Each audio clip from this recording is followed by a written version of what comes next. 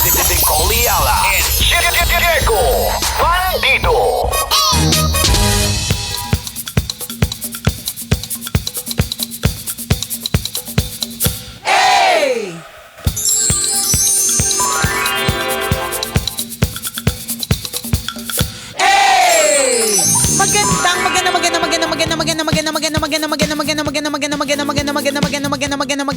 Magandang tanghali. Kumikinang na ulo, Diego Bandido.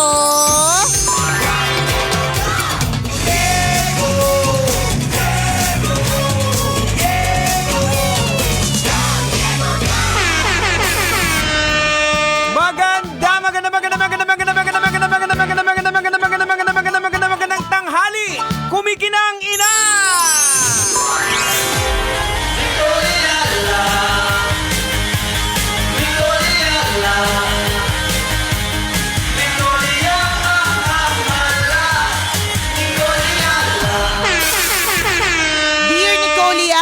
Diego Bandido.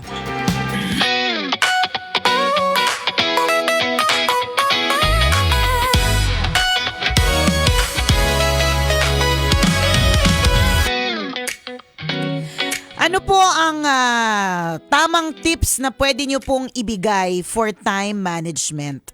Na-realize ko po kasi kapag pumapasok po ako ng office, once umupo ako at may mga tao na po na nakipag-usap sa akin, nakipag-chismisan, minsan naman tungkol sa work, ang ending po, lunchtime na, wala pa ako nauumpisahan. Kaya feeling ko tuloy, parang wala ako natatapos within the day. How to do time management. Thank you, Tambalan. God bless and hope makapag-alay soon. Ayun! Yun yung pinakamahalaga, hope makapag-alay soon. Tama. Time management. Okay, next topic. Nakakaloka yung Alam mo, next isa sa topic. naisip ko talaga dyan para ma-manage mo yung time mo, kumuha ka ng exam kay Nicole as Ay, a oo strengthening nga. coach. Kasi hindi mo alam. Strengths, discovery session. Baka strength mo yan na hindi mo na i-manage. Oo, Mahirap correct. kasi basta lang ma-manage mo yan. Pero strength mo kasi yun eh. Dapat ma-pinpoint mo kung bakit ka ganyan. Correct. Kaya kung interesado ka, Oo. PM na. Tama. Or maaaring hindi mo kasi strength yung time management. Mas strength mo siguro yung, ang naiisip ko dyan, pwedeng ang strength mo is harmony. Aha. O kaya empathy. So gusto Yan. mo yung mga tao nakakausap mo, Tama. gusto mo nilalapitan ka. Aha. Kaya lang ang ending kasi talaga niyan, ang bawat strength kasi meron din naman talaga siyang blind spot na tinatawag. Ang problema kasi talaga dyan, baka sobra ka sa harmony, ang ending nga, katulad nito, Oo. wala ka nang natapos, Correct. 'di ba? Ang kailangan mo lang talagang gawin dyan is mag-set ng kala mo makapagbigay ng advice, akala mo na ma-manage yung oras ng tama, no? Pero ang kailangan lang talaga gawin is magkaroon ng discipline talaga in some ways kung Oo. papaano gagawin. For example, ako naniniwala ako, Jex, na mas marami ako nagagawa kapag hindi ko katabi yung telepono ko. Kasi kapag kakatabi ko ang telepono ko at nag-umpisa na akong manood ng TikTok o Ayan kaya na. mag-umpisa na akong manood ng Reel, Aha. ay wala na.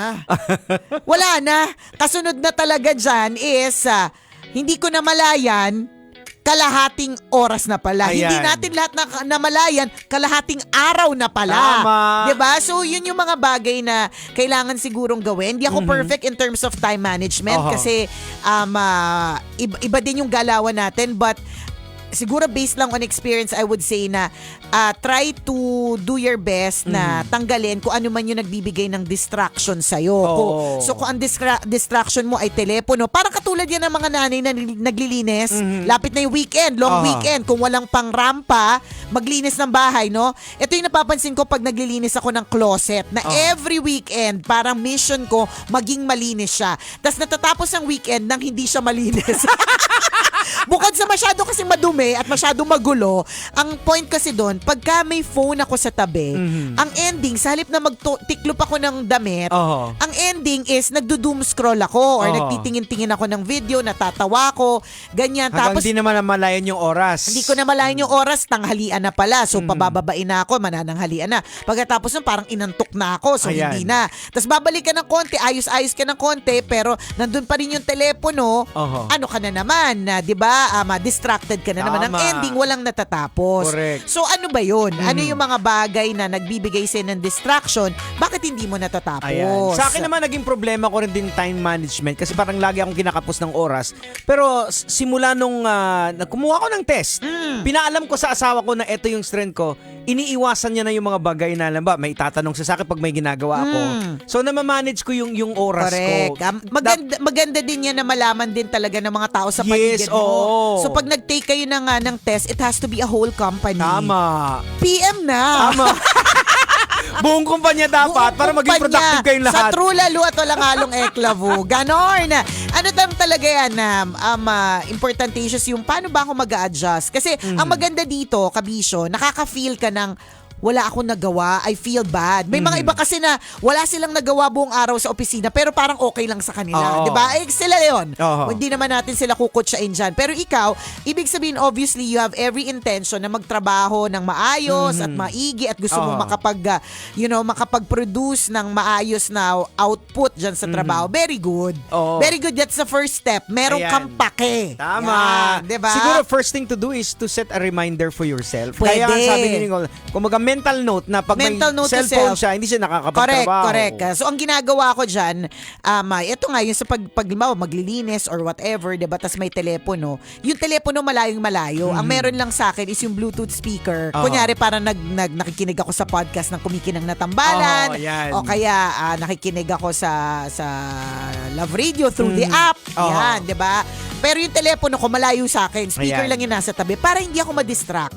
So, mental note to self, ano ba yung nagbibigay ng distraction sa'yo? Pero may Diba? mga tao talaga niyan na like for example maalala ko si Totoy Bato dati. Oo. Pag naglalakad kaming dalawa niyan, tuwing may makakasalubong kami, Kakausapin. niya Oo. bago kami makarating dun sa patungunan namin. Politiko kasi yata siya. Pero Oo. ganun sila eh. Ganun sila Correct. kasi mga tao Ganun eh. Ganun Oo. sila. Siguro ang kanilang strength, communication. Yan, Ganun talaga oo. sila. 'Di ba? So, maybe yung mga tao sa paligid mo, nakikita nila na ikaw yung tipong masasabihan. Yes, oo. Kaya siguro lagi silang pumupunta sa'yo. O, ganyan. juicy ka magchika. Juicy ka magchika. 'Di ba? As a certified marites. And yung mga chumichika sa'yo ay mga marisol. 'Di ba? Oo. Kaya nagkakasundo sila. Oo. Pwede kayo, okay lang naman yan. Nangyayari yan. Hindi tayo magpapaka-plastic. Oo. Ang chismis po sa opisina ay napaka-juicy. Tama. Ang chismis po sa opisina ay talagang minsan yan din yung nagpapa-excite sa isang opisina. Pero bigyan natin ng oras. Yan, 'Di ba? oo. Timeline ka lang. O sige, chika ako, okay, ayos ako ng gamit hanggang ganitong oras. Oo. Dapat from this time to this time, hindi ako pwedeng istorbohin. Oo. Meron nga ako nakita na isang meme. Parang ano lang siya on the video, meme. Nakalagay doon na parang lalaki na nakaharap sa computer. Tapos doon sa kanyang computer, yung likod ng computer may note. Para doon sa mga papunta sa kanya. Nakalagay doon English siya, pero nakalagay doon in Filipino is, saka mo na lang ako lapitan kung nakapag-isip ka na or ginamit mo na ang utak mo. Kasi minsan siguro, ang naintindihan ko doon is, lumapit ka talaga sa akin dahil sa ganyan. Hindi mo ba sana inisip mo muna, di ba? So, pero in fairness naman, dun sa ano na yun, parang ang hirap lang idikit talaga sa opisina yun. Pero it makes perfect sense eh. So, ano yung sinabi niya, di ba? Puntahan mo na lang ako kapag ka ginamit mo na ang utak mo, di ba? So, minsan, dati kasi ako yung breastfeed. So, lagi ako nagpa-pump ng milk before. So, yun yung mga times na naglalagay ako ng note sa pinto na pumping session ongoing. Ang pangit pakinggan pero pumping session ongoing. 'Di ba? So, pwede ka sigurong maglagay ng note na please do not disturb, may tinatapos lang, ganyan. Maiintindihan. Opisina naman po yan. Ililimit mo. Correct. Ang primary reason kung bakit kayo nandyan ay para naman talaga mag-work. 'Di ba? Tama. So, yun lang. Oo. Kaya mo yan. Sana ma-achieve mo yung time management na Correct. tinatawag. Kaya mo yan. Kaya siguro, Jegs, hindi din laging ina-approve kapag ka merong overtime. 'Di ba, na ina-ask. Kasi dahil dito sa mga dito sa mga ganito, kung kalahating araw ay ginugol mo para makipagkwentuhan, makipagdaldalan at magmarites, ang ending hindi mo natapos yung trabaho mo. Ang ending, 'di ba? Kailangan mong tapusin tapos mag-overtime, 'di ba? Kaya nakakahiya naman sa kumpanya mo. Kaya wag ka magtaka kung kung hindi siya laging ina-approve yung overtime kasi dapat natatapos mo siya within the time frame. Tama. Ang overtime para lang dun sa talagang, kunyari may special Yung mga project. biglaan. Correct. Oo. Oo, na hindi talaga kasali, special project. Oo. Tas hindi talaga kakayanin at lahat kayo mag-OT yun, pwede. Correct. Pero yung ganyang everyday, Yung ng regular eksena, na trabaho. correct, na kalahating araw kasi nagdaldal, kalahating araw lang yung trabaho, yon. Oo. Cancel ang Tama. overtime, di ba? Bawal. Hindi ganun yun, no? di ba? Good luck sa magmamanage ng oras at naway, wag nyo rin pong kakalimutan na magkaroon ng oras para sa sarili. Oo. Tsaka kuminsan kasi talaga no, kahit na ma-manage mo na, kuminsan talaga parang binibwisit ka, no? Andun na lahat, biglang bubuhos yung napakaraming trabaho. Parang sinasadya din, Oo, di ba? hindi, tsaka minsan, Bubuhusan ka. minsan kung kailan nandun ka na sa nag-iisip ka tapos may gagawin ka na, biglang yung computer mo maglalag. Yan, sa pa yan. Yung internet ninyo down, 'di ba? May nangyayari talaga yan. Pero Oo. kung laging nangyayari, may hindi na tama dito. Oo. So, yun yung mga iniisipin mo, ano ba yung nagpapadahilan kung bakit hindi ako nakaka-work na Oo. maayos. So siguro mental note to yourself Yan. na eto yung problema mo. Pwede ka naman chumika, hindi ka naman pagbabawalan. Oo, okay Pero lang yun. Dapat limitado. naman may chika-chika time din naman talaga. Oo. Pero yun, limit lang talaga. Oo. Ganon, di ba? So ganun lang siya.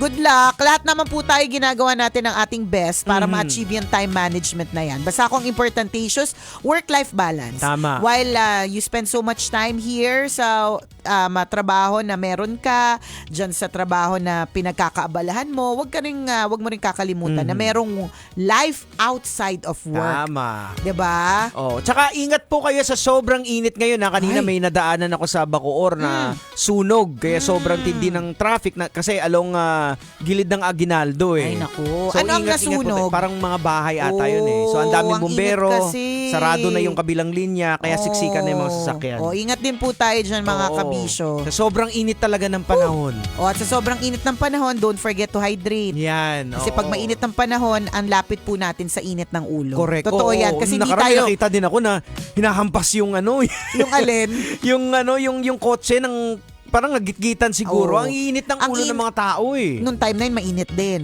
Oo, parang Diba? Nakakadagdag kasi talaga siya. Kaya hinga ng malalim, inom ng tubig, Tama. hydrate, diba? Deep breaths, para hindi ang ending nagkainitan ng ulo, lalong-lalo na sa kalsada. Tama.